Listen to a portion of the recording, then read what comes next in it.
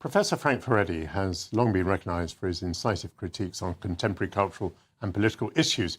In his latest book, titled Why the West Must Fight for Its History, he argues that we are currently facing a profound crisis of identity, exacerbated by the growing trend of historical revisionism. And he joins me now. Welcome to GB News. So would you like to set out, as briefly as possible, the argument in your book? My argument is basically that increasingly cultural conflicts are about the past, rather than simply about what's going on now. And I became aware of the fact that just about every dimension of our past, our legacy, our cultural achievements, is now being rendered toxic by a systematic attempt to contaminate who we are, where we come from. And to me, that's a very dangerous development. And what's also very dangerous is that all of our cultural institutions, the schools, universities, museums, are going along with this. And there's very little resistance to this whole process. And if that continues, then, in a sense, people growing up in today's world will feel a sense of shame about their nation, about where they come from. Very good. That's an excellent summary. I suppose sometimes it is appropriate for a nation to feel shame.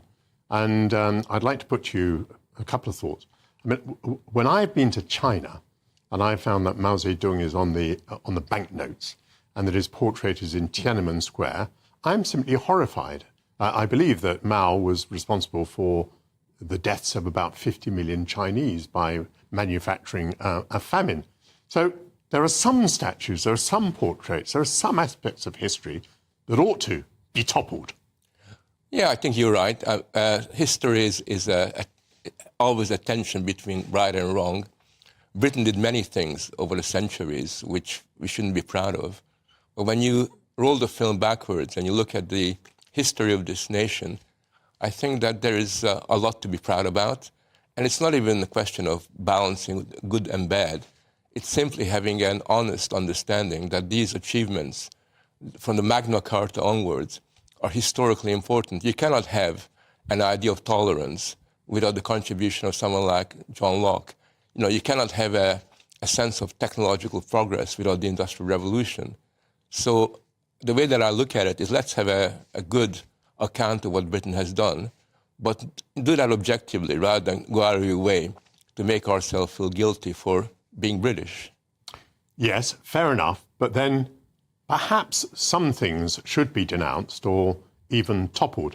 I mean, you rather deride the idea that someone could feel pain or offence or grievance from, let's say, a statue. But in the same way as I wouldn't want to see a statue of Adolf Hitler in Germany, why should we want to see a statue of, I think his name was Thomas Colston, the slave owner who was a great philanthropist in Bristol and whose statue was torn down and thrown into the dockyard. I mean, even if we acknowledge that much of British history has been excellent and virtuous and that the Enlightenment has been a marvellous thing, on all of those things, why should we object to an objectionable statue coming down? Well, we can have a discussion about the role of Colston in the history of Bristol. And I'm not against, in principle, about concluding that this statue should be placed somewhere else. I think all statues should be preserved. They may be put in a place that's in a museum rather than in the middle of Bristol.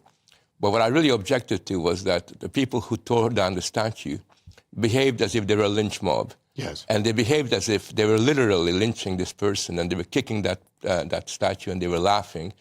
And what should have been a very august, important occasion turned into this riotous behavior, which tells me quite a lot about the people who were involved in toppling that statue. It's very interesting that you think statues should be preserved but moved. I mean, for example, forgive me, I celebrated when I saw Saddam Hussein's statue being torn down at the time of what appeared to me to be the liberation of Iraq. So was I wrong to feel joy about that? I mean, should all Saddam's statues be in storage somewhere? Should all Hitler's statues be in storage somewhere because they are historically relevant? I'm not arguing that. What I'm arguing is that there have been statues that have been around for a very, very long time, centuries. Therefore, they're historical objects. I myself, when I was 9, living in Budapest in Hungary, saw Stalin's statue being torn down by the revolution. I was joyous. Everybody was really, really happy.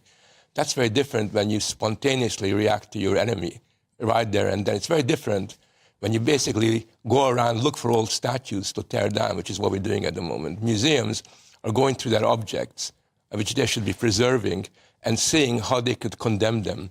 You have a situation where they're condemning old Greek artifacts on the ground that a Greek face is white, and therefore it must have meant that they were into white supremacy or white privilege. So you got this obsessive addiction to simply destroying rather than asking the question, how can we preserve what is interesting and marginalize what really isn't?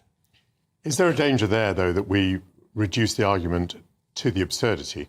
I mean, supposing I were to concede that some of the things that are being written in museums are absurd, would that necessarily condemn the entire principle of seeing the context of an object, or of a person for that matter, differently from the way it was seen in the past? No, but then the context we're providing is based on reading history backwards. So basically, you have a situation in the National Gallery where they're saying that Constable's painting or an idyllic rural scene should have a sign on it that says that Constable ignored grinding poverty. So in a sense, lecturing Constable as if he's one of our peers about what he should and shouldn't paint. And I think that's very different than providing context. That's basically violating the basic elements of art. You see a particular danger in this controversy about history. I wonder if it isn't just a projection into the past of our current political positions. So, in other words, I, as a Conservative, have a feeling about the Enlightenment or the British Empire or whatever, which may be different from a socialist view of those things. Is much more happening than that people on different wings of politics look at history and see different things there? Well, what you describe is quite legitimate, and that's always happened. But today, as I argue in my book, we've eroded the distinction between the present and the past. There's no temporal boundaries. So what's being done is we're lecturing and correcting people that lived before. So we have people rewriting Shakespeare on the ground that we've got to make his words, his language, more racist to bring out his hidden racist assumptions. That is arrogant. That is basically telling the world that I know better than Shakespeare did what was really inside his head. And that kind of basically fixing the problem of the past in the 21st century actually evades the problems of our time. But worse still, it's kind of a colonization of the centuries. It's kind of colonizing people that haven't got the ability to answer back. Shakespeare hasn't got the ability to answer back to his critics in the 21st century. I wonder if we're also seeing a bit of balancing here. I mean, at the beginning of this programme, I mentioned that it's Battle of Britain Day. And the British are still quite obsessed with the Second World War. And one of the reasons that we are is that we see it as our finest hour. You know, this is the moment when this democracy held out. There were only 11 democracies in the world at the time, and we held out and we won, whereas the rest of Europe was overrun by fascism and by Nazism and then by communism. So, you know, we feel incredible pride in this. And not many people have criticised that position. This has been a kind of national psyche which has existed all of my life and which still seems quite strong. I mean, if you look at the television schedule, huge numbers of programmes are still about the Second World War because it makes the British feel good about themselves. So should we be so worried if a few other people, forces on the left, come along and say, well, you shouldn't feel so good about the history of the British Empire? I think that's entirely legitimate. That's fine. But what we're seeing today is something very different. So we have a situation where Winston Churchill is systematically called a war criminal. You have an American historian who basically said that the real villain in the Second World War wasn't Hitler, but was Churchill. So what you now have is not basically saying that there were problems, that not everything was great, what happened in the Second World War. What you have is a complete attempt to render toxic what Britain did. And I think that kind of destruction of that legacy, which, better for worse, is really important, especially for young people, is being destroyed. And I would suggest that people look at the textbooks that children are given today, and you'll find that heroic sense built about the Blitz spirit, what Britain did, is gradually being undermined. Frank, many thanks indeed. Would you like to repeat the rather long title of your book so that people will know what we've been talking about? So the book is called The War Against the Past, Why the West Must Fight for Its History. And thank you very much for explaining why the West must fight for its history.